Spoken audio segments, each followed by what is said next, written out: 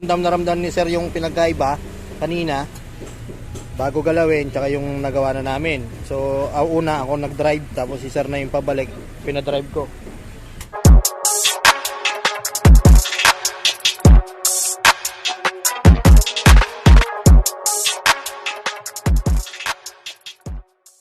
Magandang araw. Ang concern nila sir, medyo lumakas daw sa gas, tapos parang hirap manakbo. Road test ko, napansin ko sa kanya, hirap nga siya umatak na parang nakapreno ka ng bagya. So sabi ko kala sir, i-check natin po, baka may stuck na preno. So inikot namin yung 4 na gulong, ito sa kanya, may matigas siya ikutin. Kumbaga parang nakapreno ka na ng bagya. Hindi ko lang pumaano ng sample kasi ayan binaklas ka agad bablog. Bilis magbaklas eh. Bablog ko sana eh, ganyan. Yan, dapat maalman lang siya ikutin. Doon kanina, pinaikot namin si sir. Bali, nahirapan, sabi niya, ang tigas, ikutin. Ayan, ang possible na problema ho niyan, ito. Huwag mo na ikabit ka. Tatanggal nga. Ayan, ang bilis na naman na ikabit, Ang bira. Hindi natin may vlog. Ayan. Ito po, stuck yung caliper. Pero sabi nila, sir, ay na-repair na daw po yan. So, okay na yan. Naglalaro naman yung slide pin. Hindi naman stuck. Hindi naman dikit. So, ito na ho yung magiging problema niyan. Yung caliper kit. Kaya babaklasin natin ngayon yung caliper kit para na makita natin kung anong naging problema. O kaya baka may tama na rin yung piston. So, tanggalin muna natin. Yay! Ilang? Ito kasi pansinin nyo yan Pag nagtapa kayo ng preno, lulusot yung piston na yan. Tapos uurong ng bagya yan. So ang nangyayari sa kanya, hindi siya nakakaurong na maayos. Sige. Punit pala yung boots nito. Ay, punit.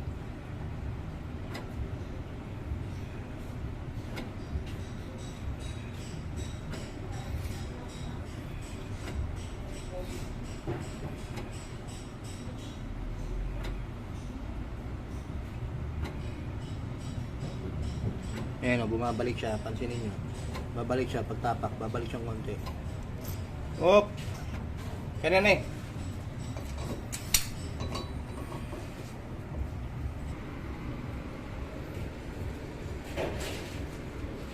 Ayun, ang dumi may kalakalawang siya. Ang dahilan nun yan, itong sirang boots. Kasi protection niya yan para ito hindi pasukin ng tubig o anuman na maaring makapagpakalawang sa kanya o dumi para masugatan yung piston niya. So titingnan natin ito, lilinisin natin maigi kung may tama yung piston, kasi kung may tama yung piston kailangan magpalit ng piston. Pag wala naman pong tama ay repair kit lamang. So ito na ho yung yung piston, bali may tama na siya, kahit anong liha namin wala na. Kapag ginanon mo siya ng kuko, sabit na. Ibig sabihin, lubog na, at saka may tama na. So, hindi na po kasi pwede pagka ganyan.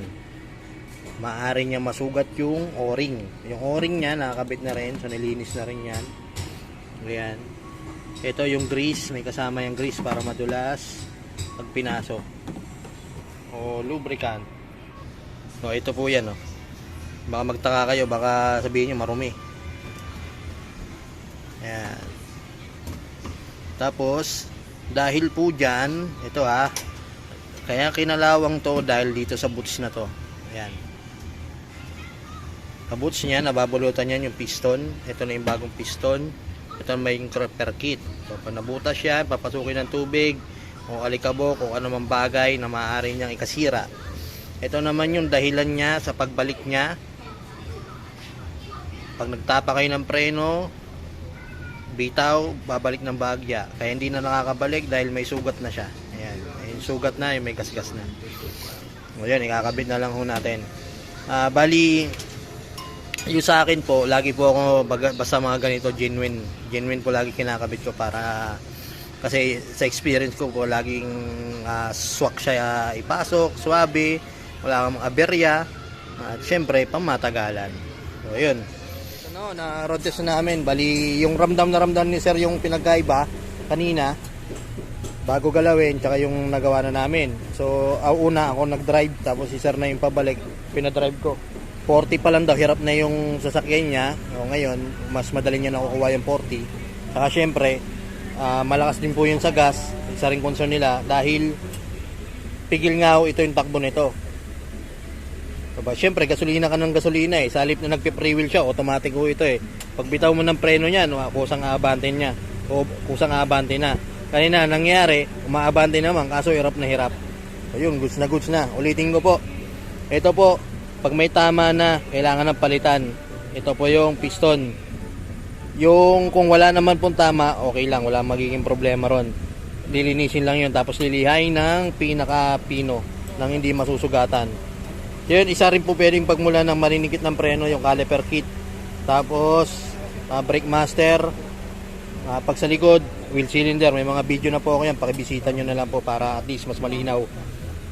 At wala na po ako sa tire center Parañaque. Nasa General Trias na po ako. May sarili po akong shop. Location po nasa inbox ng page ko.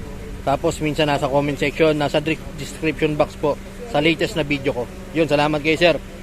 So, ko to sir. Mula Parañaque pa hanggang ngayon dito parang nagpapagawa. Salamat sir, ingat po kayo. Yun, paninikit ng preno.